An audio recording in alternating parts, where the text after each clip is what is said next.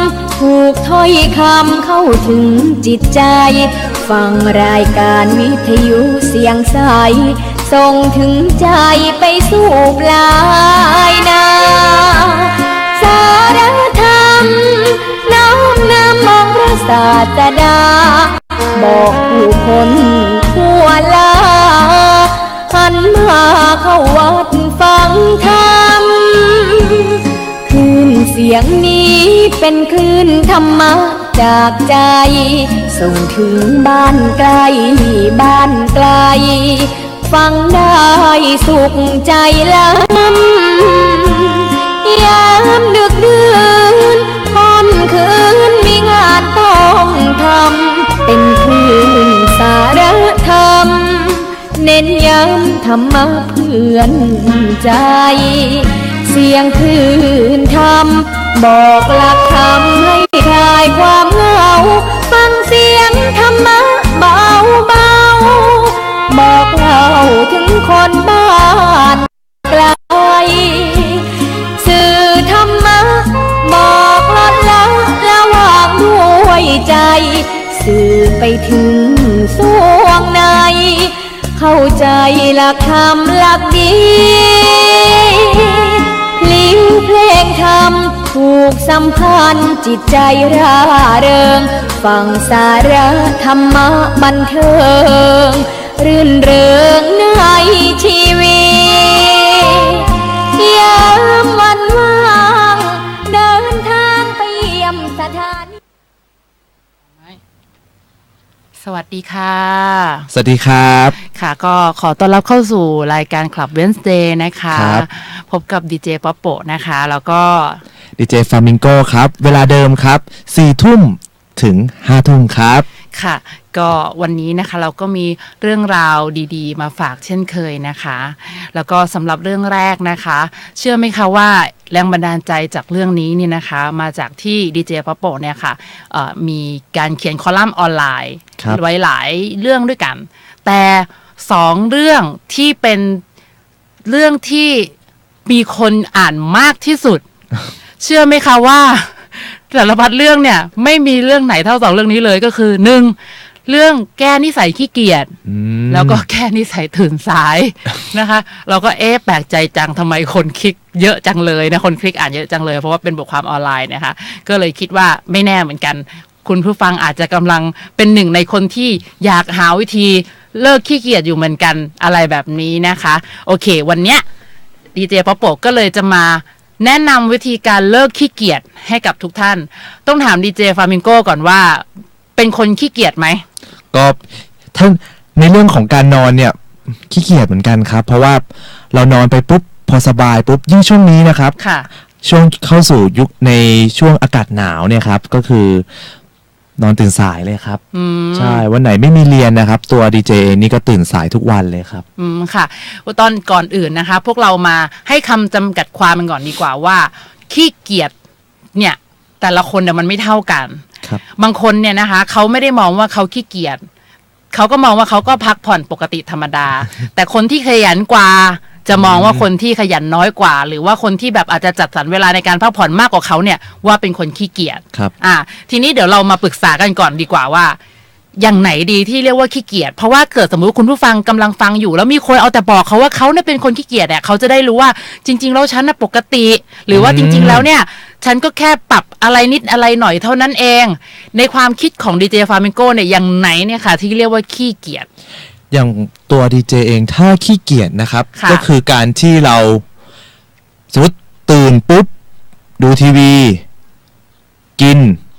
แล้วก็กลับไปนอนไอ้สาวตัวดีเจนี่คือขี้เกียจคือไม่ได้ทำในสิ่งที่เป็นประโยชน์ว่าอย่างนั้นใช่ครับแต่ว่าถ้าเราจะทำในสิ่งที่เป็นประโยชน์คือโอเคเราสามารถกินได้ดูทีวีได้เราจะนอนเล่นได้แต่เราต้องมีวันใน1 วันนะครับเราต้องมีกิจกรรมทำอย่างเช่นถ้าคุณไม่อ่านหนังสือคุณก็ต้องไปออกกำลังกายมันต้องมีกิจกรรมทำครับไม่หมายถึงกิจกรรมที่สร้างประโยชน์ให้กับชีวิตไม่ทางสุขภาพก็ทางปัญญาครับอ๋อค่ะเยี่ยมมากๆเลยทีนี้มาของดีเจป๊อปโปกันบ้างดีเจป๊อปโปต้องนิยามอย่างนี้ก่อนค่ะเวลามีใครโทรมาถามว่าว่างอยู่หรือเปล่า คุยได้ไหม อะไรแบบนี้นะคะหรือว่า เวลาส่วนใหญ่จะเป็นเรื่องเวลาว่างหรือเปล่าว่างหรือเปล่าซึ่งตัวดีเจป๊อปโปเองเนี่ยคือเป็นนักเขียนมาก่อนอะไรเงี้ยนะคะแล้วก็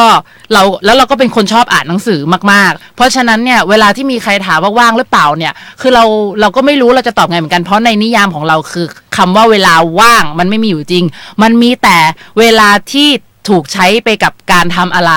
หรือเวลาที่จัดไว้เพื่อทำอะไรเช่นเวลานี้ฉันจัดไว้เพื่อพักผ่อน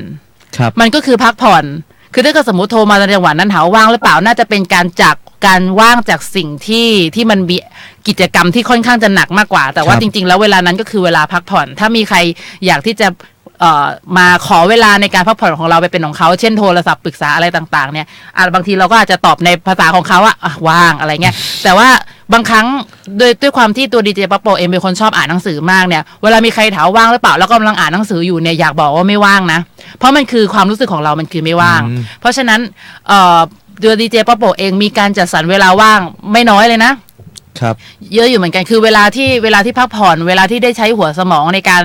คิดสร้างสรรค์สิ่งต่างๆอะไรแบบนี้เพราะว่ามันเป็นเรื่องสำคัญเราเข้าใจแล้วว่าการที่เราทำอย่างเดียวเราไม่รู้จักแบ่งเวลาให้กับการคิดการประมวลผลหรือการทบทวนเนี่ยมันจะทำให้เราเนี่ยบางทีทำในสิ่งที่มัน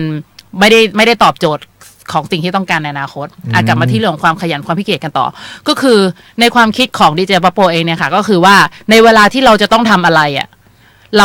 าควรจะต้องทำเรารู้ว่าเราควรจะต้องทำอะไรแต่เรากับเลือกที่จะพักผ่อนมากเกินไปเช่นสมมติว่าเรารู้อยู่แล้วว่าจริงๆแล้วเวลาเนี้ยเราน่าจะไปซักผ้าแต่เราก็ไม่ซักเราปล่อยผ้าดองเป็นแบบเป็น10วันแต่ถามว่าเวลาที่เราจะซักเนี่ยก่อนหน้านี้มีไหมมีแต่เราไม่ทำอะไรแบบเนี้ยนี่หรอกใช่ไหมคะเวลาที่เราควรจะใช้ไปก็คล้ายๆของดีเจฟาเมนโกนั่นแหละใช่โอเคทีนี้เรามาเข้าใจกันแล้วนะคะว่าความหมายของคำว่าขี้เกียจก็คือในความหมายของเราสองคนก่อนเพื่อที่คุณผู้ฟังจะได้เข้าใจว่าไอสิ่งที่เรากำลังจะบอกเนี่ยมันคือการแก้ปัญหาขี้เกียจอะไรลักษณะนี้ก็คือในเวลาที่เราควรจะทำอะไรแล้วเราไม่อยากจะทำนะคะแล้วก็ไล่มาซะยาวเลยต้องขออภัยโอเคเข้ามาถึงวิธีการแก้ไขนะคะในฐานะที่รายการของเราเนี่ยเป็นคลื่นวิทยุธรรมะใช่เพราะฉะนั้นวิธีการเนี่ยนะคะมันก็ต้องตรงใจชาวพุทธนิดนึงนะคะทุกคนที่เป็นชาวพุทธแน่นอนว่านับถือพระพุทธเจ้าถูกไหมคะครับแล้วหลายๆคนก็อาจจะทราบว่าในการที่จะทำนิพพานให้แจ้งเนี่ยเราจะต้องสะสมบารมีทั้ง10ข้อนะคะเพราะฉะนั้นเราก็คงจะเต็มใจนะที่จะทำในสิ่งที่เป็นการเติมบารมีให้เต็มในขณะเดียวกันเนี่ยการเติมบารมีนั้นเนี่ยเป็นการปฏิบัติบูชาก็คือการบูชาพระพุทธเจ้าด้วยการปฏิบัติด้วยนะก็คงจะยิ่งดีสำหรับชาวพุทธใช่ไหมคะเพราะว่าเหมือนกับว่าได้โชค2ชั้นคือได้สะสมบารมีด้วยแล้วก็ได้ทำในสิ่งที่เป็นการบูชาพระพุทธเจ้าด้วยวันนี้ดีเจป๊อปโปมีมาแบ่งปันกันค่ะก็คือให้เราสัญญากับพระพุทธเจ้าไปเลยโหดไปหรือเปล่าครับไม่โหดต้องอธิบายอย่างนี้นะคะว่าความจริงแล้วเนี่ยค่ะพระพุทธเจ้าท่านก็ทรงปรินิพพานไปแล้วนะคะแล้วท่านก็ถ้าเราไปผิดคำพูดกับท่านเนี่ยก็ไม่ได้หมายความว่าท่านจะมาเอาโทษเราแต่บางคนอาจจะแบบแล้วถ้าฉันพูดแล้วฉันทำไม่ได้อ่ะมันจะได้บาปอะไรไหมเอาอย่างนี้นะคะถ้ากังวลถ้าไม่เชื่อใจตัวเองว่าพูดแล้วอย่างเช่นวันนี้ขออธิษฐานกับพระพุทธเจ้าว่าจะขอซักผ้าภายในเวลา 11 โมงเพื่อถวายเป็นพุทธบูชา คือมันอาจจะฟังดูตลกแต่มันคือหมายถึงว่าการรักษาสัญญาว่าฉันคือมันเหมือนกับแอคทิวิตี้นั้นหรือกิจกรรมนั้นเนี่ยมันไม่ใช่กิจกรรมที่ดูเหมือนเป็นการปฏิบัติธรรมสักเท่าไหร่แต่อยากจะบอกนะคะว่าถ้าใครที่ศึกษามหาสติปัฏฐานสูตรมาในระดับหนึ่งเนี่ยจะทราบว่าจริงๆแล้วในหมวดของกายเนี่ยมันก็คือการรู้กายอ่ะถ้าเราซักผ้าแล้วเรารู้ตัวตลอดทั่วพร้อมว่าเรากำลังซักผ้ามันก็คือการเจริญสติด้วยกิจกรรมปกติของเราเพราะฉะนั้นเนี่ยไอการที่เราจะเลือกที่จะตั้งสัตย์ปฏิญาณกับตัวเองว่าเราจะทำสิ่งนี้เพื่ออะไรเนี่ยมันไม่ได้มันไม่ได้หมายความมันไม่มีประโยชน์ในทางทำทีนี้หนึ่งในบารมีทั้ง10ที่เราจะต้องเจริญหรือทำให้เต็มเพื่อจะไปบรรลุมรรคผลของเราในภายภาคหน้านี่ก็คือสัจจะบารมี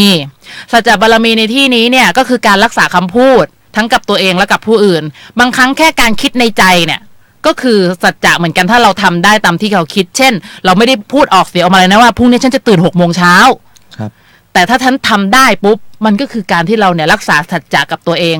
ทั้งที่เราไม่ได้อ้าปากบอกใครเลยนะคะแต่เราพูดในใจหรือสมมติว่าดีเจป๊อปโปบอกดีเจฟาเมโกว่าวันเนี้ย จะนัดเจอกัน10 โมงนะ วันนี้สายวันนี้นัดกัน10 โมงสายเหตุการณ์สดๆร้อนๆแล้วถ้าดีเจป๊อปโปทำได้ก็แปลว่าดีเจป๊อปโปเนี่ยได้รักษาสัจจะเป็นการเจริญสัจจะบารมีอย่างหนึ่งเราอย่ามองข้ามเรื่องเล็กน้อยมาตรการตรงต่อเวลาเราไปทำงานที่ทำงานบอกว่าเราต้องเข้างานเวลา 9 โมงเช้าแล้วเราไปถึงก่อน 9 โมงเช้าพร้อมทำงานเวลา 9 โมงเช้าเราทำอย่างนี้ทุกวันเนี่ยนะด้วยจิตใจที่ต้องการให้จะรักษาสัจจะกับตัวเองเนี่ยมันก็เหมือนกับเป็นการเจริญสัจจะบารมีเหมือนกันแล้วการที่เราเนี่ยค่ะนับถือพระพุทธเจ้าอยู่แล้วเราก็อธิษฐานอย่างเช่นวันนี้จะทำสิ่งนี้แล้วฉันจะรักษาคำพูดกับตัวเองแล้วขอถวายการรักษาสัจจะเนี่ยเป็นพุทธบูชาจริงๆแล้วอุบายของมันก็คือทำให้เราเนี่ยมีความเต็มใจและเหมือนกับลองนึกถึงพลังของความที่เรารักพระพุทธเจ้ามากแล้วเคารพพระพุทธเจ้ามากแล้วอยากจะทำสิ่งนี้อ่ะมันจริงๆแล้วอุบายนั้นมันคือเพื่อให้เราเนี่ยมีกำลังใจในการที่จะเอาชนะใจตัวเองในเวลาที่เราขี้เกียจมากขึ้นซึ่งตัวดีเจป๊อปโปเองทำได้คือเราก็หาอุบายพูดง่ายดีเจป๊อปโปเองก็เคยเป็นคนขี้เกียจแล้วก็ถึงขนาดที่เคยเขียนในบทความเลยว่าถ้าจะนับว่าจะมีใครสักคนที่ขี้เกียจในระดับโลกนับ1 ใน 100เนี่ยน่าจะติด1 ใน 100เลยอะอะไรแบบนี้นะคะแล้วนั่นแหละค่ะมันก็เลยทำให้ดีเจป๊อปโปเองเนี่ยด้วยความที่อยากมีอนาคตที่ดีใช่ไหมเราก็พยายามที่จะต่อสู้กับตัวเองเพราะว่าเรารู้ว่าสิ่งที่เรากำลังทำอยู่หรือความขี้เกียจในอดีตเนี่ยมันจะทำให้อนาคตของเราเนี่ยมันไม่ได้เป็นไปตามที่เราต้องการแล้วมันความขี้เกียจของเรามันก็จะนำเรื่องแย่ๆมาถึงเราได้เรื่อยๆด้วยผลลัพธ์ที่แบบอย่างเช่นเราต้องคลาดกับสิ่งที่เราต้องการไปยกตัวอย่างง่ายๆสมมติว่าเราอยากจะมีเงินเก็บเท่านี้ในเวลา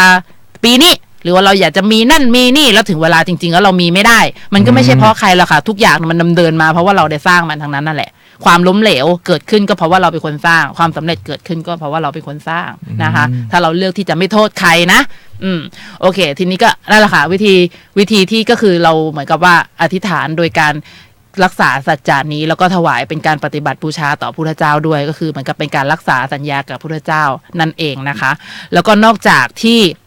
เราจะได้เจริญสัจจะบารมีแล้วเนี่ยยังได้เรื่องของขันติบารมีด้วยนะยังไงรู้ไหมคะอย่างเช่นสมมุติว่าบางคนเนี่ยค่ะชอบที่จะดูการละเล่นไม่ว่าจะเป็นทางอินเทอร์เน็ตหรืออะไรก็ตามนะคะแล้วเราก็ติดใจกับมันพวกโซเชียลเน็ตเวิร์กหรือว่าอะไรก็ตามที่ในอินเทอร์เน็ตไม่ว่าจะเป็น Facebook YouTube เนี่ยบางครั้งอะเวลาที่เราเริ่มแตะต้องมันปุ๊บเนี่ยบางทีมันเอาเราไปทั้งวันเลยนะ มันทำให้เราเพลินเพราะมันเป็นกิจกรรมที่ง่ายไหลไปเรื่อยนะคะบางครั้งในการที่เราจะหยุดตัวเองเพื่อที่เราจะไม่ไปดูมันต่อเนี่ยต้องใช้ความอดทนไหมมากครับบางครั้งต้องใช้บางครั้งใช้มากบางครั้งใช้น้อยบางใช้ถึงขนาดที่แบบว่าบางคนตัวดีเจป๊อปโปเองเคยมีรุ่นน้องที่สนิทกันเป็นนักจิตวิทยาคือถึงขนาดที่เขาจบสาขาจิตวิทยามหาวิทยาลัยอันดับ 1จากต่างประเทศนะคะรู้ว่าตัวเองจะต้องจัดการยังไงกับตัวเองทุกอย่างนะรู้ไหมหนึ่งในวิธีที่เขาทำเขาทำยังไงเขาไปถอดปลั๊ก ถอดปลั๊กอินเทอร์เน็ตออกคือแบบเพื่อที่จะทำให้อะไรมันยากขึ้นในการที่ก็พูดง่ายๆนะคะในการที่เราจะรักษาคำพูดกับตัวเองเนี่ยจำไว้ค่ะมันเมื่อเราทำได้มันทำให้เราเจริญบารมี1เลยสัจจะบารมี2เลยก็คือขันติบารมีเรื่องของความอดทนด้วยนะคะพูดทางทำไปแล้วเดี๋ยวมาเราทำความเข้าใจร่างกายของเราในลักษณะของวิทยาศาสตร์หรือจิตวิทยากันสักนิดหนึ่งเหตุที่เราขี้เกียจอยากรู้ไหมเป็นเพราะอะไรโอ้อยากรู้สิครับบางคนเนี่ยนะคะต้องบอกเลยนะคะเล่าให้ฟังคุณทิมเออร์เบิลนี่เขาเป็นนักเขียนนะคะมีเขียนบทความบนเว็บไซต์แล้วก็มีทักษะการพูดที่เก่งมากๆจบจากมหาวิทยาลัยฮาร์วาร์ดมหาวิทยาลัยที่ได้รับการยกย่องว่าเป็นมหาวิทยาลัยอันดับ1ของโลกของจากประเทศสหรัฐอเมริกาเขาได้ไปทำการจะเรียกว่าวิจัยก็ว่าได้นะแต่มันไม่เชิงว่าเป็นการวิจัยเรียกว่าเป็นการวิเคราะห์แล้วกันว่านิสัยผัดวันประกันพรุ่งและนิสัยขี้เกียจเกิดจากอะไรเพราะแม้แต่ตัวเขาเองก็เป็นอย่างนั้นเวลามีงานวิจัยอะไรก็ตามที่ทางมหาวิทยาลัยเนี่ยบอกว่าใช้เวลาเราให้เวลาคุณในการทำวิจัย3 เดือนนะคะเขาวางแผนเลยเดือนที่1ทำงี้เดือนที่2ทำงี้เดือนที่3ทำงี้แต่วันจริงถึงเวลาจริงเกิดอะไรขึ้นรู้ไหมคะนี่เรื่องจริงของชีวิตเขาเลยค่ะทำแค่3 วันก่อนส่งแล้วเอาไปส่งในนาทีสุดท้ายเขานี่คือนักเรียนของมหาวิทยาลัยอันดับ1ของโลกนะคะขณะเขาตั้งใจเรียนขนาดไหนที่ทำให้ตัวเองเนี่ยเข้ามหาวิทยาลัยนี้ได้นี่ไม่ธรรมดานะคะแต่เขากลับไม่สามารถที่จะรักษาวินัยของตัวเองได้ก็เลยไปค้นคว้าไปค้นหาว่าเกิดอะไรขึ้นอันดับแรกเลยนะคะสิ่งที่ร่างกายของเราเป็นเลยก็คือตั้งแต่มนุษย์ยุคหินแล้วค่ะเราต้องการที่จะสะสมพลังงานของเราไว้ไม่อยากเสียพลังงานไปง่ายๆเพราะมันจะทำให้เราเนี่ยต้องกลับไป พักผ่อนหรือว่าต้องกลับไปหาอาหารด้วยความยากลำบากนะสมัยยุคก่อนยุคหินเนี่ยมันจะเป็นยุคที่หาอาหารค่อนข้างจะยากเพราะฉะนั้นเนี่ยวิวัฒนาการในยุคนั้นเนี่ยก็เพื่อที่เหมือนสมองมันบังคับเราอัตโนมัติว่าเอ้ยถ้าจะต้องเลือกทำอะไรสักอย่างยกตัวอย่างสมมติดีเจป๊อปโปบอกดีเจฟลามิงโกให้เลือกระหว่าง2อย่างอย่างแรกคือให้เอามือเคาะโต๊ะแบบนี้ครับกับอย่างที่2วิดพื้น300ทีเลือกอะไรอ๋อเคาะโต๊ะสิครับทำไมมันไม่เหนื่อยมากครับสมองของเราจะเลือกให้เราอัตโนมัติในกิจกรรมที่ไม่ใช้ร่างกายเยอะไม่ใช้พลังงานเยอะมันฉลาดตรงนี้แต่ในขณะเดียวกันเราอยู่ในยุคที่ไม่ใช่ยุคหินเนาะนะคะเราอยู่ในยุคที่เราไม่สามารถได้ทำอย่างนั้นได้คุณทีมเออร์เบิลนะคะที่เมื่อกี้ได้เล่าไปสักครู่เนี่ยเขาบอกอย่างนี้ค่ะว่าคือถ้าเราเป็นสัตว์นะที่วันๆไม่ต้องทำอะไรอ่ะเป็นเราเป็นมนุษย์ใช่ไหมเราเป็นสิ่งมีชีวิตแบบเขาเรียกว่าอะไรอ่ะมีเกิดแก่เจ็บตายเหมือนกับสัตว์เดรัจฉานทั่วไปแต่เราคือสัตว์ที่ยกระดับมาหน่อยก็คือเรามีวิธีคิดเรามีวิธีการดำเนินชีวิตที่ซับซ้อนมากกว่าสัตว์เยอะอะไรเงี้ยนะคะเขาบอกว่าถ้าเราเป็นสัตว์เนี่ยนะที่วันหนึ่งเนี่ยทำให้แค่มีความสุขสบายเต็มที่เนี่ยเชื่อเถอะว่าเราสามารถที่จะประสบความสำเร็จอย่างสูงในทุกๆวันได้อยู่แล้วล่ะไม่ว่าจะหาเรื่องสนุกให้มันเต็มที่หาเรื่องพักผ่อนให้มันเต็มที่แต่ว่าจริงๆแล้วในความเป็นจริงของชีวิตมนุษย์มันไม่ใช่อย่างนั้นเพราะฉะนั้นเมื่อเราเข้าใจวงจรนี้เสร็จปุ๊บเนี่ยเราจะต้องหาทางที่จะต่อสู้หรือว่าเรียกว่าบริหารจิตใจบริหารชีวิตของเราโดยความหนึ่งเลยเราเข้าใจร่างกายของเรามันเป็นแบบนี้นี่เองนะคะแต่ในขณะเดียวกันเราก็จะต้องเข้าใจว่าเราเป็นมนุษย์นะเราจะต้องมีวิธีการที่จะเอาชนะใจตัวเองอย่าใช้ชีวิตในต่ำกว่าระดับมนุษย์ระดับประเสริฐอะว่าง่ายนะคะไม่ได้พูดเองนะ อันนี้เอามาจากคุณชิมเออร์เบิลนะคะไม่ได้ว่านะครับชิมเออร์เบิลโอเคทีนี้ต่อมาค่ะคือหากว่าเราเนี่ยมานั่งคำนวณว่าเวลาในชีวิตของเราเหลือเท่าไหร่อันนี้เป็นอีกเทคนิคนึงคุณชิมเออร์เบิลเนี่ยเขาได้ทำตารางมาเปิดบนจอสกรีนใหญ่เลยเป็นตารางประมาณทำเป็นตารางเล็กๆเนี่ยคือ1 สัปดาห์แล้วทำเป็นตารางประมาณสมมุติว่าคนหนึ่งอายุยืนประมาณ90 ปีเนี่ยนั่นแหละก็คือตารางแต่ละสัปดาห์ของคนอายุ90 ปีแล้วเขาบอกว่าคุณใช้ไปเท่าไหร่แล้วดีเจป๊อปโปเคยทำงี้ค่ะก็คือเอาสีระบายที่ใช้ไปแล้วเรามองย้อนกลับไปโอ้โหใช้ไปตั้งเยอะได้อะไรกลับมาเป็นชิ้นเป็นอันบ้างเนี่ยคือไม่ได้หมายความว่าดีเจป๊อปโปไม่ได้มีอะไรที่เป็นสาระในชีวิตนะคะแต่ว่าพอมองย้อนกลับไปเรารู้สึกเลยค่ะว่าถ้าวันนั้นปีนั้นเราไม่ได้ขี้เกียจตอนเนี้ยชีวิตเราจะเป็นไงถ้าเราเป็นคนที่รักษาคำพูดหรือว่ามีวินัยตอนนี้ชีวิตเราไปถึงไหนอะไรอย่างเงี้ยนะคะบางคนเนี่ยลองนึกดูดีๆเนี่ยถ้าไม่ได้เอาเวลาไปใช้กับเรื่องที่ไม่ได้ใช้กับการพักผ่อนมากเกินไปเผลอๆนะมันเยอะมากถึงขนาดถ้าเอาไปเรียนปริญญาจบไป2 ใบอ่ะ 8 ปีถ้านับทุกวินาทีทุกชั่วโมงในการที่เราพักผ่อนบางคนพักขนาดนั้นเลยนะคะอันนี้ก็ลองคำนวณเวลาที่เหลือของเราแล้วก็อีกข้อหนึ่งนะคะเป็นจากคุณแกรี่โอตายแล้วจำนามสกุลไม่ได้เอาเป็นว่าแกรี่ก็แล้วกันคุณแกรี่เนี่ยนะคะเขาบอกว่ามีคนถามเขาว่าผมอยากจะรู้ว่าผมจะทำยังไงอันนี้แปลเป็นไทยแล้วนะคะผมจะทำยังไงผมถึงจะเป็นคนที่รักษาวินัยและมีพลังในการดำเนินชีวิตตลอดเวลาคือมีความกระตือรือร้นตลอดเวลาเขาก็บอกว่าฟังนะผมพูดอย่างนี้ในทุกเวทีที่ผมต้องตอบเรื่องนี้ว่าคุณน่ะกำลังจะตายพวกเราทุกคนกำลังจะตายเพราะฉะนั้นเนี่ยการที่เราขี้เกียจมันเหมือนปัญหาทางทัศนคติขอโทษทัศนคติอย่างนึงเป็นมุกไม่ใช่มุกพูดผิดเป็นปัญหาทางทัศนคติอย่างหนึ่งตรงที่ว่าทำไมเราเลือกที่จะไป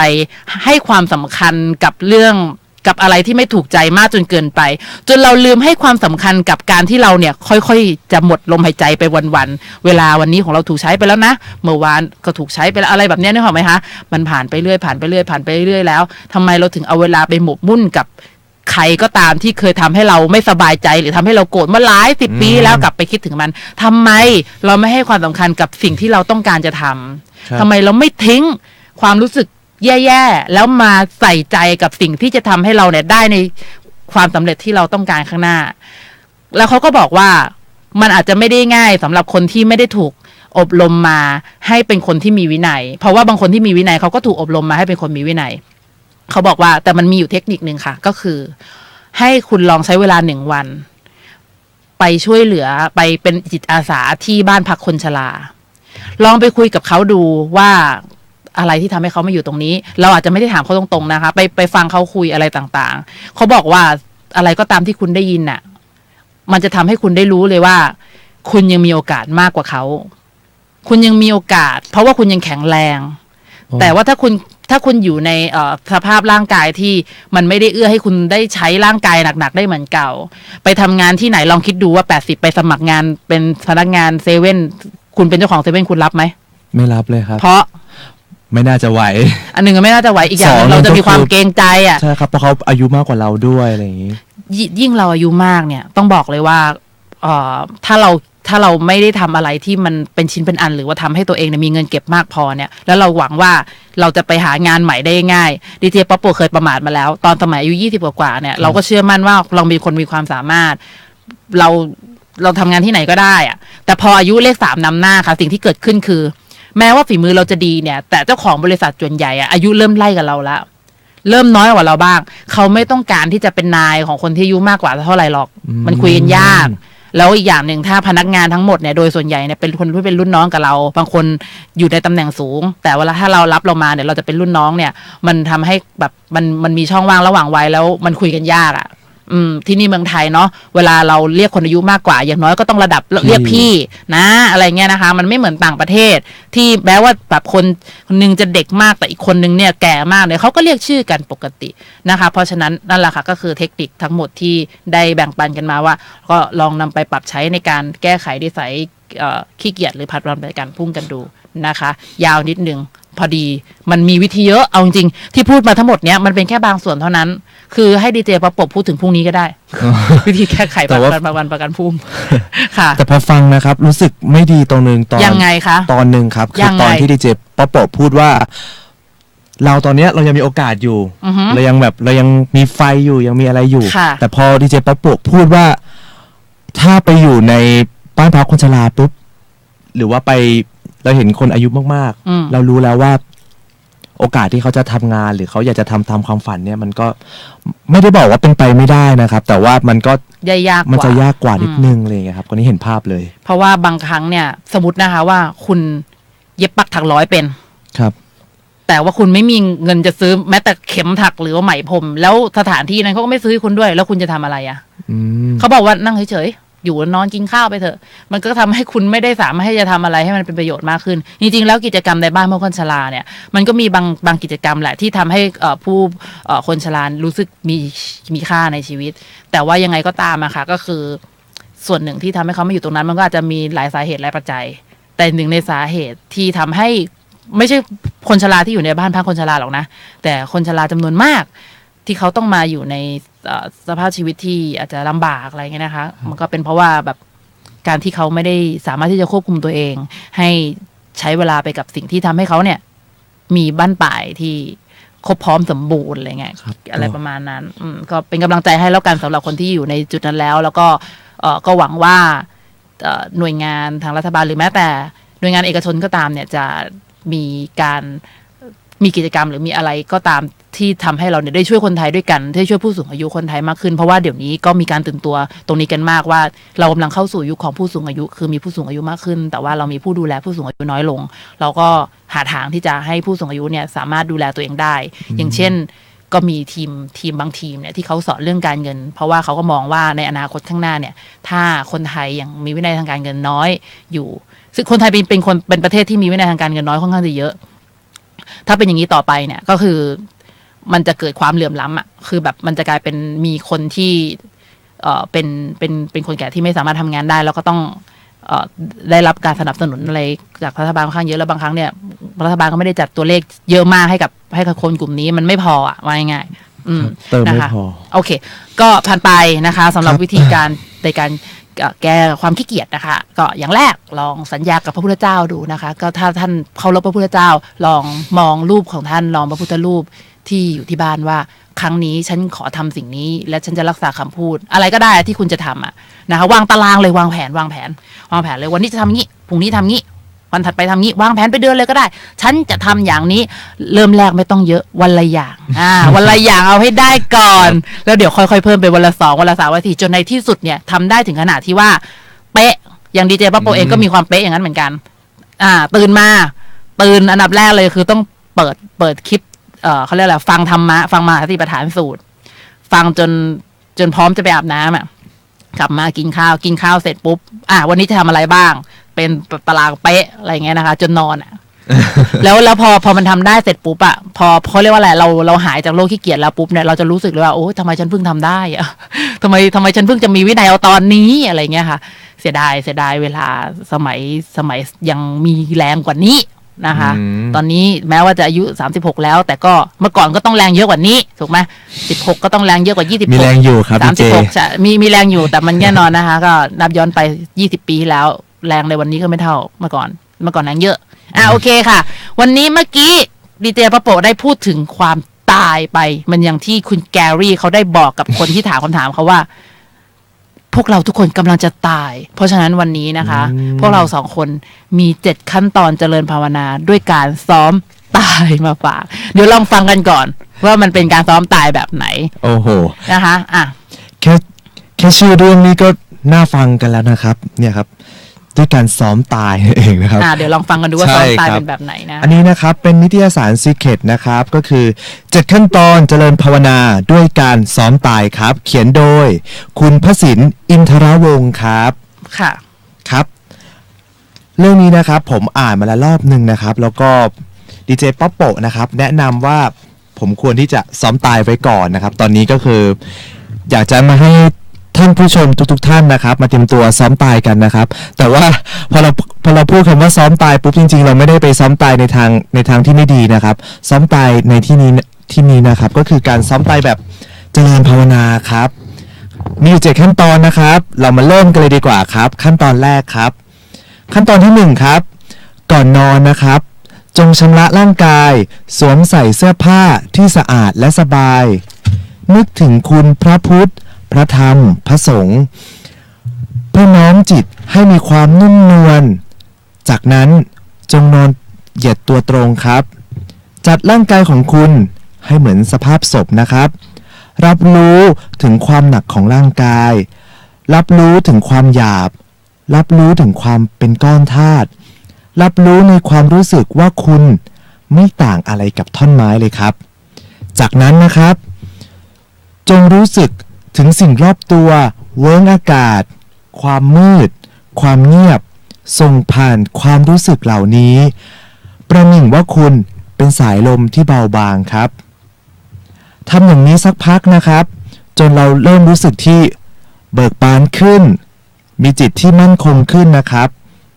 หลังจากนั้นนะครับก็ปลุกจิตด้วยวิปัสสนาครับกำหนดความรู้สึกตัวอยู่ตลอดเวลาครับมาต่อเลยนะครับข้อที่2ครับข้อที่2นะครับสร้างความรู้สึกตัวที่ปลายเท้าเมื่อความรู้สึกชัดเจนแล้วให้ทำความรู้สึกตัวไล่ขึ้นมาจนหัวต้นขาหน้าอกใบหน้าจนถึงศีรษะครับเลื่อนลงมารับรู้อยู่ที่ปลายจมูกจับลมหายใจเบาๆเข้าออกสั้นยาวไม่หนักไม่เบาประหนึ่งจากนกน้อยในอุ้งมือนะครับสิ่งที่สำคัญนะครับคือเราจะต้องสร้างฐานกำลังด้วยอานาปานสตินะครับย้ำเลยนะครับเราจะต้องสร้างฐานด้วยอานาปานสติซึ่งจะเป็นทั้งสมถะและเป็นวิปัสสนาในตนเองครับข้อที่3ครับเมื่อเกิดความสงบแล้วขอให้เราเริ่มต้นแผ่เมตตาจากสิ่งที่ไกลตัวเข้ามาสิ่งที่ใกล้ตัวการแผ่เมตตานี้นะครับไม่ต้องมีคำพูดไม่ต้องมีบทสวดให้ใช้ความรู้สึกที่ออกมาจากใจเราจริงๆเหมือนแสงสว่างที่ออกมาจากใจกลางพระอาทิตย์ค่อยๆส่งกระแสความหวังดีออกมาจากศูนย์กลางใจช้าๆขณะเดียวกันจงนึกมโนภาพถึงเพื่อนร่วมโลกนึกถึงบุคคลที่เราไม่รู้จักคนที่เดินสวนกันริมทางเด็กยากไร้ในต่างแดนสัตว์น้อยสัตว์ใหญ่แผ่แสงสว่างแห่งความเมตตาออกไปค่อยๆตีวงเข้ามาใกล้ตัวมากขึ้น ครั้งสุดท้ายที่เราจะมีโอกาสนึกถึงเขาก็คือทำความรู้สึกเหมือนเรามายืนหน้าบ้านของเขาครับข้อต่อไปนะครับก็คือข้อที่4ครับเคลื่อนไหวความรู้สึกเมตตาให้เข้ามาใกล้ตัวมากยิ่งขึ้นครับนึกมโนภาพบุคคลในครอบครัวนึกถึงภาพพ่อแม่พี่น้องลูกสามีภรรยาให้ภาพของพวกเขากระจ่างชัดอยู่ในภวังค์จิตคิดถึงความดีของเขาคิดถึงความเมตตาที่เขามีให้คิดถึงรอยยิ้มเสียงหัวเราะความสุขที่ได้กระทำร่วมกันมาจับความรู้สึกใกล้ชิดแล้วดำดิ่งลงไปในความรู้สึกเหล่านี้กำหนดรวบรวมความรู้สึกทั้งหมดไว้ที่ศูนย์กลางของจิตใจเราแล้ววางความปิติสุขทั้งหมดไว้ตรงนั้นครับอย่าได้นำมาติดตัวไปนะครับไม่ต้องเสียใจไม่ต้องรู้สึกผิดบาปใดๆส่งผ่านคำขอโทษขอบคุณและความรักทิ้งความรู้สึกทั้งหมดในด้านสว่างและคุณงามความดีเอาไว้ตรงนี้จากนี้ไปเราจะไม่เอาความรู้สึกใดๆติดตัวไปอีกทั้งความรักความเศร้าความดีความชั่วเราจะดำเนินไปสู่จิตที่อยู่เหนือความดีและความชั่วจิตที่เป็นโลกุตรธรรมเป็นการเคลื่อนจิตไปสู่ศูนย์กลางที่สำคัญนะครับก็คือเราจะต้องพิจารณาความไม่เที่ยงด้วยมรณานุสติเปลี่ยนจากโลกิยภูมิสู่โลกุตระภูมิข้อที่5ครับข้อนี้นะครับเมื่อทิ้งความรู้สึกด้านมืดและด้านสว่างไปแล้วเนี่ยจงทำความรู้สึกที่ร่างกายอีกครั้งอย่างเป็นกลางนะครับขณะนี้เราไม่ใช่เราอีกต่อไปแต่เราคือผู้ดูคือผู้รู้อย่างเป็นกลางจงเพ่งเข้าไปที่กายในกายโดยใช้กำลังสมาธิทั้งหมดไล่พิจารณาไปเรื่อยๆตั้งแต่ศีรษะจรดปลายเท้าใช้กำลังจิตโดยการเหนี่ยวนำความคิดแยกย่อยร่างกายออกเป็นส่วนๆเช่นขนผมเล็บฟันหนังสร้างมโนภาพว่าตัวเองเนี่ยคือซากศพที่มีสภาพแข็งทื่อค่อยๆอืดพองเขียวคล้ำค่อยๆเน่ามีหนอนชอนชัยเต็มไปหมดมีน้ำเลือดมีน้ำหนองเสมหะอุจจาระปัสสาวะไหลออกมาจากทวารทั้ง9คือตาหูจมูกปากช่องปัสสาวะกำหนดวิปัสสนานะครับดำดิ่งลงจนเห็นถึงความโสโครกของร่างกายตามความเป็นจริงจนเห็นว่าร่างกายเนี่ยมันเป็นแค่ธาตุสี่คือดินน้ำลมไฟที่มาประชุมรวมกันรวมไปถึงสมาธิสู่ความว่างเพื่อกำหนดสู่อสุภกรรมฐานและแล้วเราก็มาถึงข้อที่6นะครับข้อที่6นะครับในการพิจารณาข้อนี้นะครับคือเราจะต้องมีจิตตะเพื่อพิจารณาไปเรื่อยๆตามแต่ความพอใจของมันอย่าได้กำหนดเวลานะครับที่สำคัญเลยเราอย่าได้กำหนดเวลาปล่อยให้มันเป็นอิสระไปช่วงเวลาในการพิจารณานะครับไม่จำเป็นจะต้องนานแต่ต้องเป็นไปด้วยความกระจ่างชัดเจนแจ่มแจ้งนอกจากสมาธินะครับขอให้มีความเบิกบานในธรรมเป็นเครื่องหล่อเลี้ยงแม้เกิดความสลดหดหู่ย่อมหมายความว่าเราไม่ได้ควบคุมจิตให้อย่างด้วยความเป็นกลางแต่แรกถือว่าเป็นการทำผิดทิศทางนะครับไม่ถูกวิธีไม่สมควรทำต่อเมื่อจิตถอนจากการพิจารณากายในกายแล้วในครั้งแรกถ้ามีกำลังสมาธิเพียงพอให้กลับมาดูลมหายใจของตัวเองครับเพื่อตรวจเช็คนะครับว่าปัญญาของเราเนี่ยยังทำงานอยู่และหลังจากนั้นให้เราเริ่มทำไปเรื่อยๆทำบ่อยๆจิตตะนะครับจะค่อยๆละความยึดมั่นในกายไปได้เองข้อสุดท้ายครับ เมื่อพิจารณาความจริงของกายในกายจนเกิดความรู้สึกอิ่มเอมให้กลับมาที่ลมหายใจอีกครั้งเราจะไม่หลับนะครับอันนี้เราจะไม่หลับแต่เราจะตั้งสติไปพร้อมกับอารมณ์ของอสุภกรรมฐานแต่เราจะหลับไปพร้อมกับอารมณ์ของอานาปานสติการหลับไปพร้อมกับการทำอานาปานสตินะครับจะทำให้เราหลับได้ลึกทำให้ร่างกายของเราพักผ่อนได้เต็มที่เป็นการเตรียมความพร้อมเข้าสู่สนามประลองในวันต่อๆไปครับอย่าลืมนะครับ7ข้อในการเจริญภาวนาด้วยการซ้อมตายข้อที่1นะครับก่อนนอนจงชำระร่างกายให้สะอาดข้อที่2สร้างความรู้สึกที่ปลายเท้า3สร้างความสงบนะครับ4เคลื่อนความรู้สึกเมตตาเข้ามาใกล้ในตัวเราให้มากขึ้น5นะครับทิ้งทุกสิ่งทุกอย่างนะครับไม่ว่าจะเป็นสุขทุกข์ทิ้งไปให้หมดครับข้อที่6นะครับเพ่งมาที่จิตตะพิจารณาไปเรื่อยๆข้อที่6นะครับก็คือการทำอานาปานสติก่อนนอนครับจะช่วยทำให้เรามีแรงและมีพลังจิตนะครับมากขึ้นครับดีเจป๊อปโปครับฟังแล้วเป็นยังไงบ้างครับกับ7ขั้นตอนเจริญภาวนาด้วยการซ้อมตายขณะที่ฟังทำให้นึกถึงมีครั้งหนึ่งเคยคุยกับผู้เขียนคุยกับคุณพระสินผู้เขียนบทความนี้เลยอ่ะ คือเขาสอนดีมากนะคะเรียกว่าการที่ตัวดีเจป๊อปโปเองเป็นคนศึกษาธรรมะอะไรแบบนี้ก็เหมือนเขาเป็นคนแรกๆที่ให้ความรู้เป็นเหมือนคุณครูคนแรกๆเลยก็ว่าได้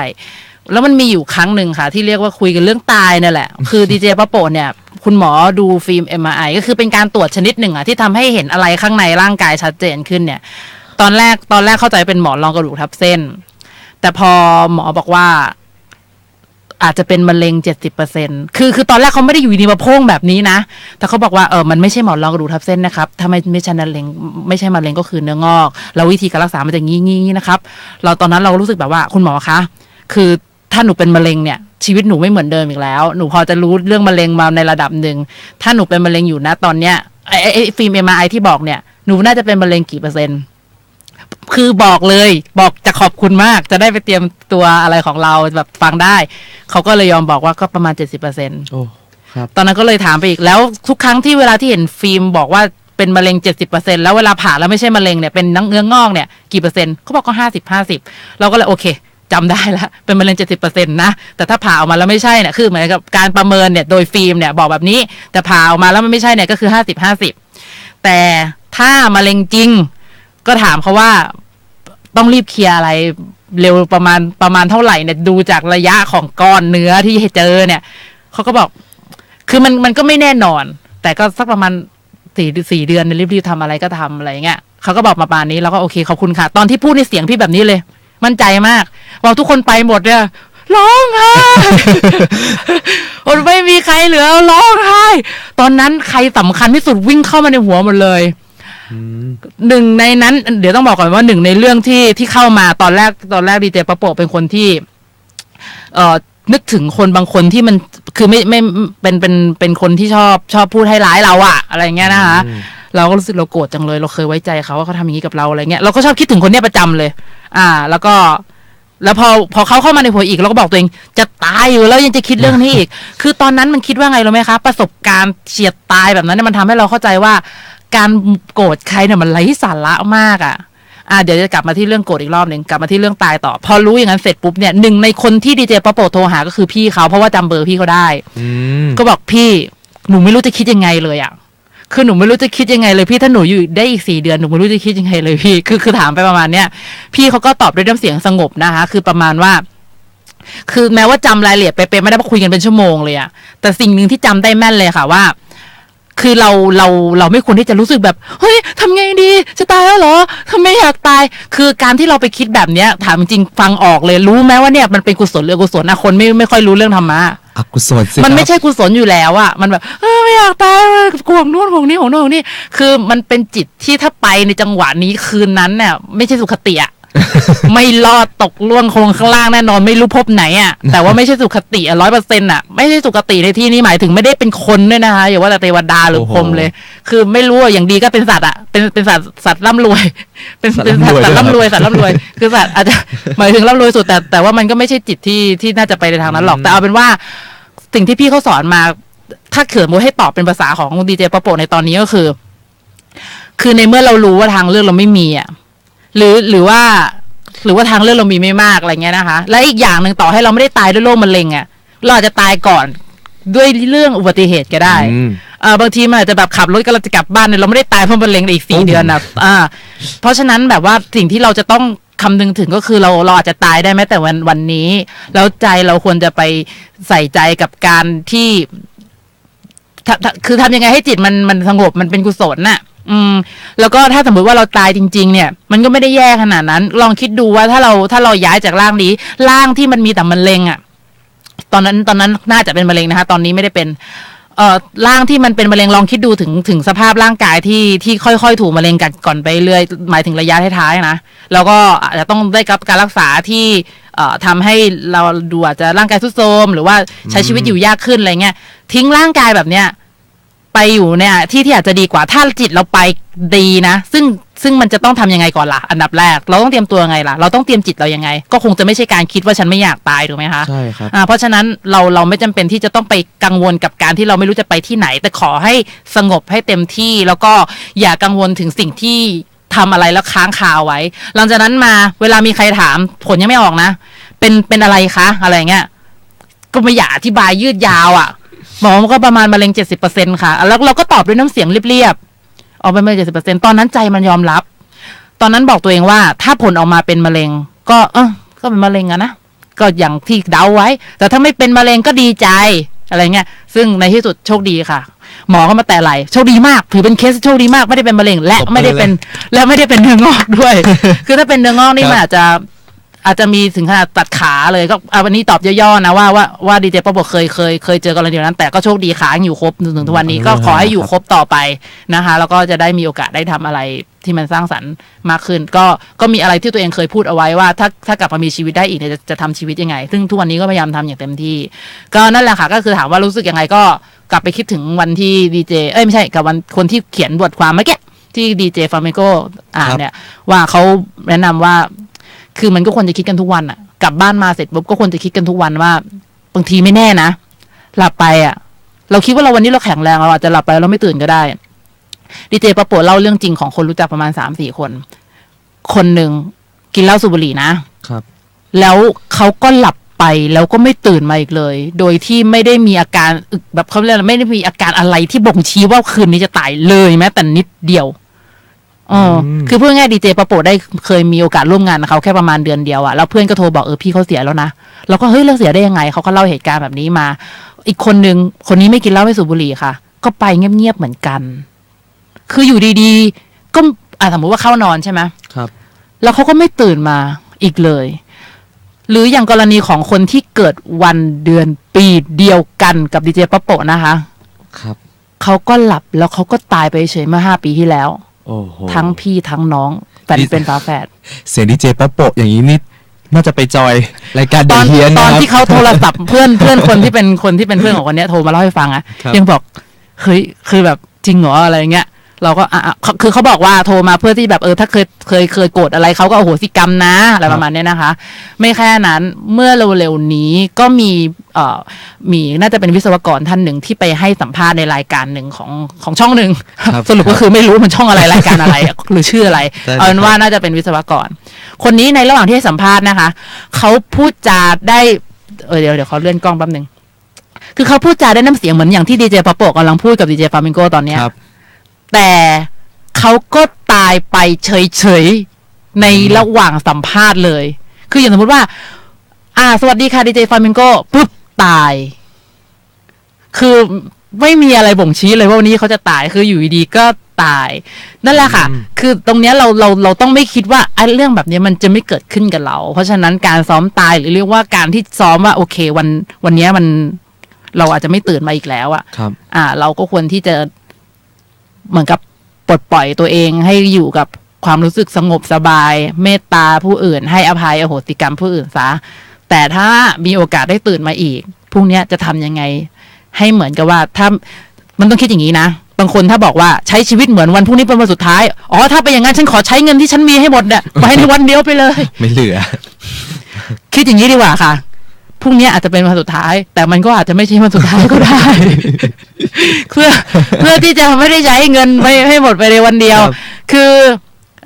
จริงๆแล้วอย่างที่บอกไปนะคะว่าถ้าจะให้แบ่งปันเรื่องราวอะไรในหัวดีเจปะโปะมันก็ไหลไปได้เรื่อยๆอ่ะแล้วมันมีอยู่ครั้งหนึ่งอะค่ะที่ดีเจปะโปะได้คุยกับอาจารย์ท่านหนึ่งก็จำนามตระกูลไม่ได้ชื่อวาสแล้วกันก็ได้ถามเขาว่าคืออาจารย์คะหนูไม่รู้ว่าหนูเนี่ยควรจะถามเป็นภาษาไทยแต่มีคนแปลให้นะแปลเป็นอังกฤษให้เขาก็บอกว่าคือหนูเพิ่งเสียพ่อไปก่อนปู่ทั้งคู่อ่ะป่วยมาตลอดแอดมาเรื่อยๆนี่แหละแต่สุดท้ายคนที่ไปก่อนมันคือพ่อแล้วเสียชีวิตด้วยโรคมะเร็งปอดแล้วก่อนที่จะเสียชีวิตเนี่ยไม่มีการตรวจพบอะไรใดๆแล้วตอนที่ตรวจพบเนี่ยประมาณ 2-3 วันเนี่ยเสียเลยรวดเร็วมากก็เลยบอกว่าคือนะตอนเนี้ย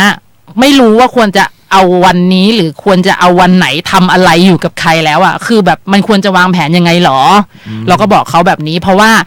ก่อนหน้าเนี้ยเราเห็นว่าพ่อเราอ่ะเขาก็เป็นอัมพฤกษ์เดินไม่ค่อยได้อ่ะคงไม่ได้ออกไปไหนอ่ะโอกาสที่จะเสียชีวิตน่าจะน้อยกว่าปู่อ่ะ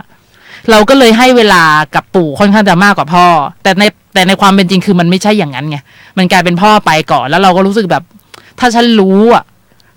ล่วงหน้าแน่นอนฉันทำอีกอย่างแต่ในเมื่อเราไม่รู้เราทำอย่างนี้อาจารย์เขาบอกว่างี้ค่ะตัวผมเองเนี่ยผมก็ไม่รู้ของผมเหมือนกันหมายถึงว่าผมก็ไม่รู้ว่าใครจะตายก่อนผมบางทีอาจจะเป็นหลานผมที่เพิ่งจะ5 ขวบก็ได้แต่สิ่งหนึ่งที่เขาอยากให้เข้าใจก็คือสมมุติว่าชีวิตของเรามันเหมือนโหลแก้วอะแล้วมันก็มีก้อนหินก้อนกรวดทั้งเล็กทั้งใหญ่เขาบอกเวลาที่เราจะเอาอะไรใส่ไปในแก้วอย่างสมมุติว่าโหลนั้นเป็นโหลสำหรับ1 วันนะให้คุณเลือกเอาก้อนใหญ่ใส่ลงไปก่อนก้อนใหญ่คืออะไรรู้ไหมคะเรื่องที่สำคัญที่สุดแล้วคุณค่อยเอาก้อนเล็กก้อนน้อยใส่ลงไปแล้วค่อยเอาก้อนที่เล็กที่สุดหรือเม็ดทรายใส่เข้าไปอย่าเอาทรายลงไปก่อนแล้วค่อยเอาก้อนใหญ่ใส่ไปเพราะคุณจะเอาก้อนใหญ่ใส่ไปไม่ได้ทรายให้นี้ก็คืออะไรที่มันไม่อาจจะไม่ได้เป็นสาระ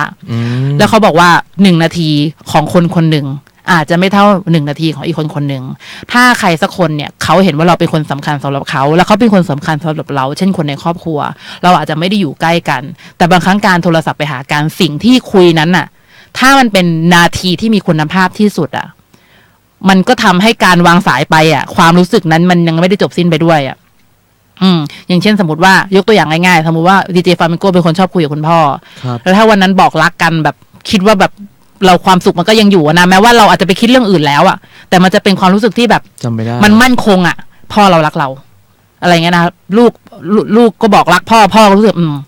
เรายังมีกันและกันอยู่อะไรอย่างเงี้ยนะคะเพราะฉะนั้นในการใช้เวลามันจะต้องมีการไข้ควรนิดนึงว่าแน่นอนเราไม่รู้ว่าเราจะตายวันไหนแต่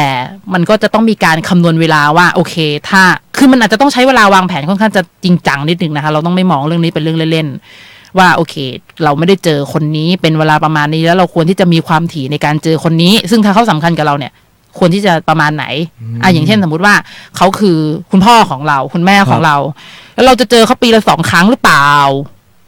แล้วเราเอาเวลาไปอยู่กับใครก็ไม่รู้มากกว่านั้นหรือเปล่าจริงอยู่คนเราต้องทำงานแต่ว่ามากที่สุดล่ะมากที่สุดที่เราจะให้เขาได้เนี่ยคือประมาณไหนและถ้าเรามีความตั้งใจที่จะใช้ชีวิตร่วมกับเขาอีกครั้งก็คือเราอาจจะมีความจำเป็นที่ต้องห่างกันมาเพื่อทำหน้าที่การงานของเราแต่เร็วที่สุดที่เราจะกลับไปมันเมื่อไหร่แล้วอะไรคือสิ่งที่จะทำให้เราเนี่ยได้ไปใช้ชีวิตในแบบที่เราต้องการอย่างนั้นได้กลับไปใช้ชีวิตร่วมกันอย่างสุขสบายอีกครั้งเนี่ยต้องทำอะไรบ้างต้องมีตัวเลขเท่าไหร่เราอยู่ในโลกที่ต้องใช้เงินใช่ครับเราต้องมีการคำนวณอะไรตรงนี้เพราะฉะนั้นการวางแผนชีวิตเป็นเรื่องที่เราละเลยไม่ได้แล้วก็เราบางคนบอกว่าฉันไม่จำเป็นต้องมีเป้าหมายคุณไม่ต้องมีเป้าหมายใหญ่ก็ได้คือเราไม่ได้หมายความว่าคุณไม่ควรมีคุณมีมันก็ดีมันก็แปลว่าคุณใช้ชีวิตคุณเต็มที่แต่ว่าถ้าสมมติว่าคุณไม่ได้บอกว่าไม่อยากเป็นนายกก็ไม่เป็นไรนี่คุณมันก็เป็นบทบาทอื่นไปแต่ว่าคุณทำเต็มที่อย่างน้อยเป้าหมายเล็กที่สุดที่ควรจะมีก็คือ การที่คุณเนี่ยจะสามารถดูแลตัวเองได้จนลมหายใจสุดท้ายของคุณดูแลตัวเองได้ในที่นี้อาจจะไม่ได้หมายความว่าคุณจะต้องเป็นคนที่เข้าห้องน้ำเองได้ตั้งแต่เกิดจนตายแบบกินข้าวเองเดินไปไหนมาไหนเองเพราะว่าเราก็เข้าใจว่าในวันที่คุณป่วยมันก็ต้องมีคนช่วยดูแลแต่ในเวลานั้นถ้าคุณมีสิ่งที่ใช้ทดแทนการที่คุณไม่ได้ดูแลตัวเองด้วยตัวคุณเองอาจจะเป็นเรื่องของงบประมาณในการที่จะจ้างคนดูแลใช่ครับหรืออะไรแบบนี้เป็นต้นหรือว่าอาจจะให้ญาติสักคนมาดูแลคุณโดยที่เขาเนี่ยก็กินอยู่กับเราได้อะอะไรแบบเนี้ยนะคะประมาณนั้นเป็นต้นอันนี้ก็เป็นเรื่องราวที่นึกขึ้นมาแล้วก็สามารถแบ่งปันแทรกซ้อนอะไรกันได้เลยหลังๆมาดีเจป๊อปโปเริ่มไม่ได้เตรียมอะไรละเวลามาเจอกันไหลไปแล้วแต่เลยดีเจฟามิโก้เตรียมอะไรมากันไหลไปตามเรื่องเขาครับแต่ว่าฟังตรงนี้ปุ๊บเนี่ยมีแรงฮึดเลยนะครับในวันพรุ่งนี้เพราะว่ายังไงคะในวันพรุ่งนี้ที่เราจะทำเนี่ยเราต้องคิดเลยครับว่าเราต้องทำอะไรก่อนเป็นอันดับแรกตั้งแต่ดีเจป๊อปโปบอกมาว่าจากที่ตัวดีเจตื่นขึ้นมาดีเจทำอะไรบ้างอย่างเช่นเปิดมาปุ๊บฟังปฏิปทานแล้วหลังจากนั้นก็ทำอะไรอย่างอื่นต่อซึ่งทำให้ตัวดีเจเห็นว่าการใช้ชีวิตอย่างมีคุณค่าเนี่ยมันสำคัญเหมือนที่ตัวดีเจป๊อปโปนะครับให้ตัวดีเจฟามิงโกซึ่งปกติตัวผมเองตัวดีเจเองเนี่ยไม่ชอบเลยในการที่จะต้องมาเขียนไดอารี่ค่ะการที่ต้องมานั่งเขียนไดอารี่ว่าวันนี้ฉันเจออะไรบ้างเล่ามาเป็นเรียงความเล่าอะไรมาแบบยืดยาวแต่ตัวดีเจป๊อปโปนะครับเสนอเป็นอาจารย์ของเขาอยู่แล้วครับตอนนี้เป็นอาจารย์ของผมแล้วคือให้ง่ายๆนะครับผมทำมาได้เกือบอาทิตย์แล้วรู้สึกว่าให้ทำอะไรนะบอกเขาสิครับตอนแรกต้องบอกเลยนะครับก็คือง่ายๆครับ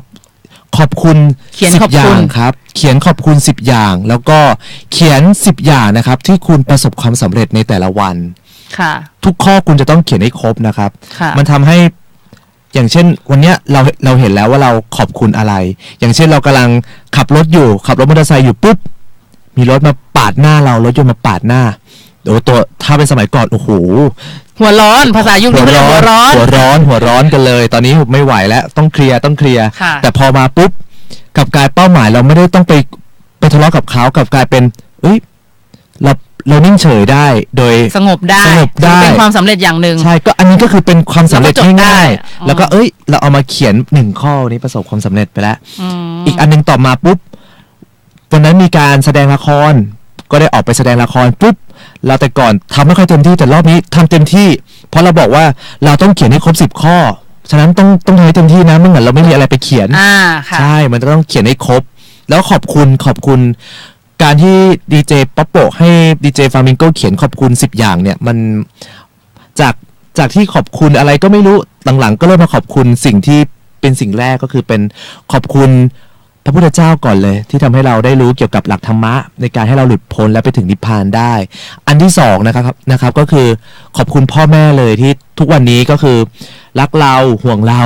ให้ตังเราสำคัญอันนี้ต้องสำคัญนะครับต้องให้ตังเราที่สำคัญไม่ได้เลยครับเหนื่อย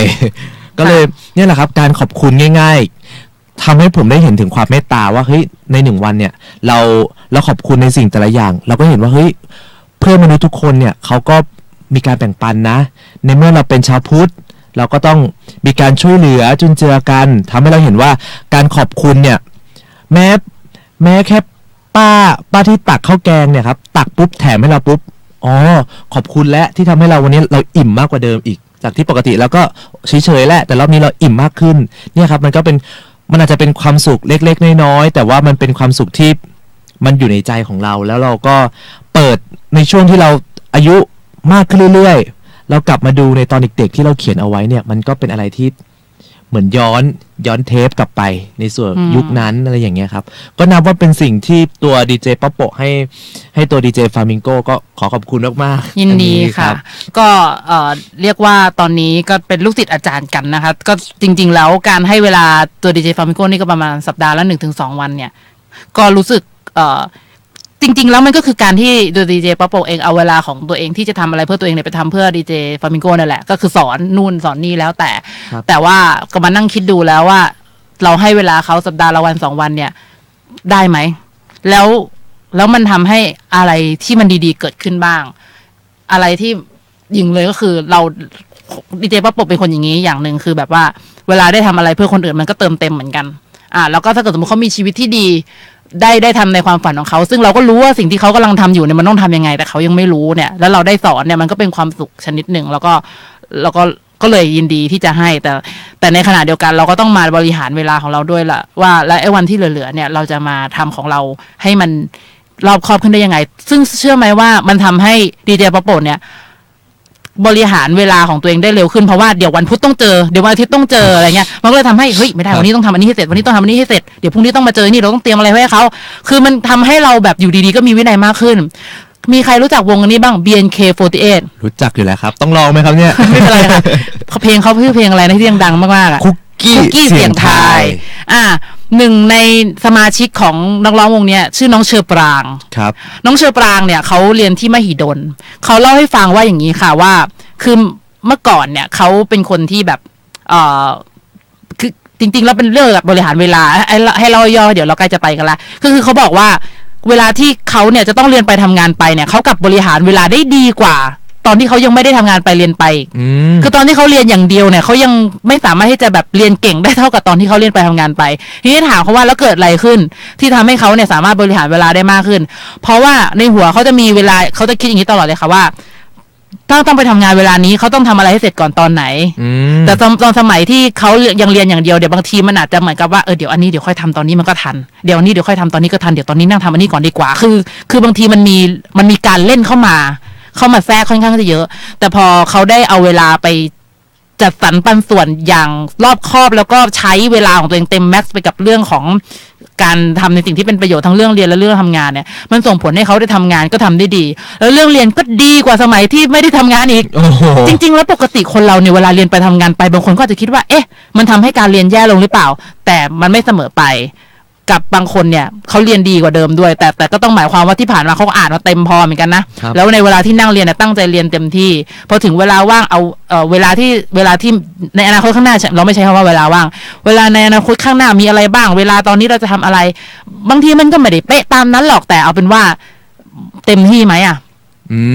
เพราะฉะนั้นบางครั้งการที่เรามีความรับผิดชอบมากขึ้นเนี่ยค่ะมันทำให้เราเนี่ยสามารถที่จะใช้เวลาของเราเนี่ยได้อย่างเต็มที่แล้วก็ทำอะไรสำเร็จได้มากขึ้นด้วยนะคะยังไงก็ลองเอาไปใช้ดูว่าเราจะมีวิธีการบริหารเวลาของเราให้ดีขึ้นได้ยังไงเดี๋ยวลองมาลองกันดูไหมไหนๆแล้วก็ใกล้จะกลับละวันนี้เรามาสัญญาคุณผู้ฟังกันเลยอีก5 นาทีก่อนไปในพรุ่งนี้ดีเจฟามิงโกจะใช้เวลา24 ชั่วโมงของตัวเองยังไงบ้างหลับไปแล้วตื่นมาจะตื่นกี่โมงตื่นพรุ่งนี้นะครับพรุ่งนี้ต้องตื่น8 โมงครับตื่นเช้าเลยเดี๋ยวเราจะมายกตัวอย่างนี่การที่เล่าว่าพรุ่งนี้เราจะทำอะไรเพื่อให้มาโชว์กันเลย8 โมงนะว่าพรุ่งนี้ใช้ชีวิตเต็มที่ทำไง8 โมงถึง8 โมง 15อาบน้ำแปรงฟันให้เรียบร้อยต้องภายใน15 นาทีนะเท่านั้นห้ามขาดห้ามเกินใช่ครับแสดงว่าคุณจะต้องรีบลุกจากที่นอนแล้วรีบไปที่ห้องน้ำเลยนะไม่งั้นมันจะไม่ใช่15 นาทีต้องปลุกไว้เรื่อยๆโอเค8 โมงถึง8 โมง 15ครับพอ8 โมง 15ปุ๊บหลังจากนั้นนะครับแต่งตัวให้เรียบร้อยไม่เกิน10 นาทีแล้วหลังจากนั้นนะครับเตรียมตัวไปออกกำลังกายก่อนครับไปออกกำลังกายแล้วไงต่อหลังจากออกกำลังกายกลับมาอาบน้ำอีกรอบนึงครับแล้วเตรียมตัวไปเรียนครับตอน 11 โมงครับทุกอย่างต้องเสร็จก่อน11 โมงใช่ครับการบ้านกิจกรรมทั้งหมดก่อน11 โมงโอเคก็คือว่าอาบน้ำแต่งตัวไปออกกำลังกายกลับมาเตรียมตัวไปเรียน11 โมงไปเรียนถึงกี่โมงครับเรียนถึงประมาณบ่าย4 โมงครับหลังจาก4 โมงไปไหนต่อ4 โมงปุ๊บว่างแล้วครับเวลาว่างแล้วก็คือเราจะใช้เวลานั้นไปกับทำอะไรจะใช้เวลาอันนั้นนะครับก็คืออาจจะต้องมาทบทวนก่อนเพราะตอนนี้ใกล้จะสอบแล้วสัปดาห์หน้าก็สอบแล้วใช่ครับก็จะใช้เวลาไม่เกินจาก4 โมงกินข้าวถึงไม่เกิน5 โมงไปเจอเพื่อนคุยนิดหน่อยหลังจาก5 โมงปุ๊บถึง1 ทุ่มต้องอยู่ที่หอแล้วต้องอ่านหนังสือแล้วพอหลังจากนั้น1 ทุ่มเสร็จปุ๊บว่างแล้วพอหลังจากนี้เราก็จะคลายเครียดได้หลังจาก1 ทุ่มถึงประมาณสัก2 ทุ่มอาจจะดูหนังนิดหน่อยพรุ่งนี้เราจำไม่ได้เหรอเราต้องไปไหนกันอะไรครับพรุ่งนี้เรามีไปทำกิจกรรมกันตอนหัวค่ำประมาณ6 โมงครึ่งได้ไม่ได้เลยเนาะต้องไม่ได้ไงพรุ่งนี้ต้องทุกอย่างต้องอ่านหนังสือให้เสร็จ6 โมง 15เพื่อที่จะมารับดีเจป๊อปโป6 โมงครึ่งให้ทันนะครับเราชี้แจงก่อนนะคะว่าเราพี่น้องกันนะคะเราเป็นพี่น้องกันนะครับไม่ได้มีข่าวเป็นข่าวไม่ได้เลยนะครับโอเคอันนี้ก็เป็นตัวอย่างของการวางแผนว่าพรุ่งนี้ดีที่สุดของฉันเนี่ยมันจะต้องเป็นไปตามยังไงนะคะแล้วก็ที่แน่อย่าลืมจัดสรรเวลาในการติดต่อกับครอบครัวด้วยถึงแม้ว่าตัวจะ างกันแต่ก็อย่าลืมส่งไลน์บ้างละโทรไปคุยกันบ้างละนะคะสำหรับคนที่อยู่ห่างคนในครอบครัวนะคะ ใช่แล้วครับ ค่ะก็วันนี้นะคะก็ใกล้จะหมดเวลาของพวกเราแล้วอีกประมาณ1 นาทีนิดๆนะคะก็ หมดแล้วครับ ค่ะหมดแล้วนะคะ ก็อยากจะบอกว่าพวกเรายินดีมากๆนะคะ ที่วันนี้ได้มาจัดรายการ ครับ Wednesday กันที่นี่นะคะ ครับ เราไม่แน่ใจนักว่าเราจะนั่งมาจัดกันในได้สักกี่พุธแต่ที่แน่ๆพวกเราก็ยอมรับว่าเราก็ไม่ได้เก่งมากมายอะไรนะคะ แต่ว่าเราก็พยายามที่จะหาทางที่จะทำให้ดีที่สุดเพื่อการจัดรายการ ใช่ครับ แล้วก็ขอบคุณกำลังใจที่มีครั้งหนึ่งเคยมีคุณแว่นดำโทรมาให้กำลังใจพวกเราด้วยนะคะ แล้วก็เราก็รู้สึกได้นะว่าวันนี้มันดีกว่ารอบทุกรอบที่ผ่านมาเพราะเราก็มีการเตรียมตัวมากขึ้นค่ะยังไงก็หวังว่าสิ่งที่เราทั้งสองคนนำมาแบ่งปันเนี่ยจะเป็นประโยชน์ต่อวันต่อไปของท่านต่อการวางแผนชีวิตต่อไปของท่านไม่มากก็น้อยนะคะ อย่าลืมครับ มาดูขับ Wednesday นะครับ หรือฟังก็ได้นะครับ มีทั้งออนไลน์แล้วก็ ทางรายการวิ ทาง ท รา ยุ ยการวิทยุครับ นะคะ ใช่ครับ เวลา 4 4 ทุ่มถึง 5 ทุ่มขับ Wednesday ครับ วันนี้นะครับดีเจฟามิงโกกับดีเจ ป๊อปโปะนะคะ ต้องลา ลา ไป ไปก่ ก่อ อน น นะ ครั คะ บ สำหรับวันนี้สวัสดีค่ะ สวัสดีครับ